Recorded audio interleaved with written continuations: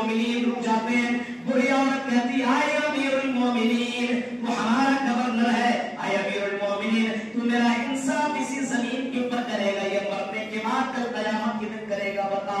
عمر فاروق نیچے اترے اور کوئی عورت کو پکڑ لیا, ماں کیا معاملہ ہے, تجھے کون ظلم کیا, کس نے ستایا ہے, آئی میری ماں اگر کوئی مسئلہ ہے تو بتا.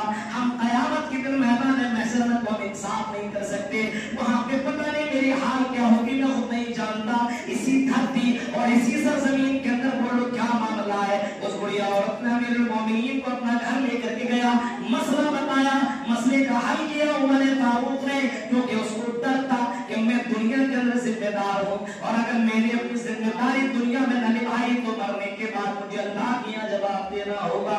یہ تھا ڈر پہلے کے لوگوں میں. آج نہ باپ اور ماں کو کوئی ڈر ہے, بیٹوں کے تعلق سے کوئی ڈر نہیں. بیٹا لٹیرا ہے, چور ہے, چمار ہے, نہ جانے کون کون سی حرکتیں کر رہا ہے, سگریٹ پی رہا ہے, نشہ کر رہا ہے, نہ نماز سے کوئی مطلب, نہ دین سے کوئی مطلب, نہ روزہ سے کوئی مطلب, اسلام سے کوئی مطلب نہیں ہے. لیکن باپ اتنا بے غیرت نکل گیا, اسی بیٹے سے محبت کر رہا ہے, اسی بیٹے کے لیے ساری چیزیں دے رہا ہے. کہیں قرآن کہتا ہے انما اموالکم واولادکم فتنہ, اے لوگوں یہ مال اور یہ اولاد تمہارے لیے بہت بڑا فتنہ ہے, بہت بڑی آزمائش ہے. اسی اولاد کے ذریعے سے, اسی مال کے ذریعے سے تمہیں جہنم میں ڈال دیا جائے گا. مال اور اولاد کے چکروں میں پڑ کر کے تم اپنی زندگی برباد کر رہے ہو, آنے والی زندگی کو تباہ کر رہے ہو. یہ دنیا کی کوئی گارنٹی نہیں. تم سے بڑے بڑے چودھری, امیر, تم سے بڑے بڑے لوگ دنیا کے اندر آئے جو سونے کے پلیٹ میں کھایا کرتے تھے, لیکن آج اس کا وجود دنیا کے اندر لاتے نہیں ہے. کوئی اتا پتہ نہیں ہے, اس کا کوئی کہیں پہ وجود نہیں ہے. آپ نے عراق کا صدام حسین کا بھی نام سنا ہوگا.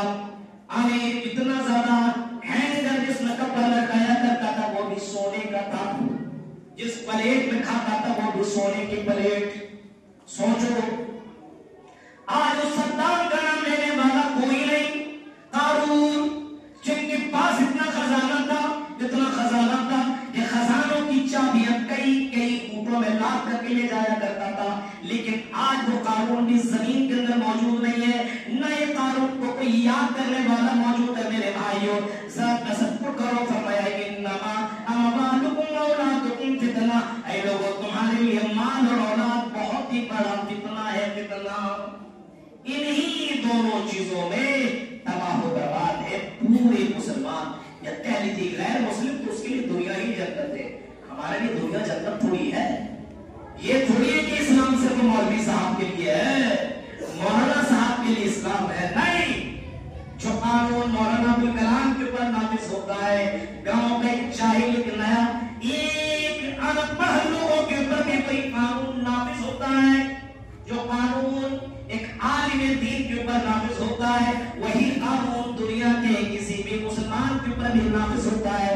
ایسا نہیں کہ مولانا ابوالکلام نماز پڑھے, مولانا ابوالکلام داڑھی رکھے, مولانا ابوالکلام شریعت کے اوپر عمل کرے, سارا کام اس کے اوپر کرے, اور ہم کیا ہے, ہم تو جاہل ہیں, ہمارے لیے سب جائز ہے. ہم داڑھی چلوائے, ہم حرام خوری کریں, ہم زناکاری کریں, ہم بارات لے کر کے جائیں, ہم ڈی جے بجائیں, ہم پٹاخہ پھوڑے, سارے کام ہم کریں, ہمارے لیے جائز ہے.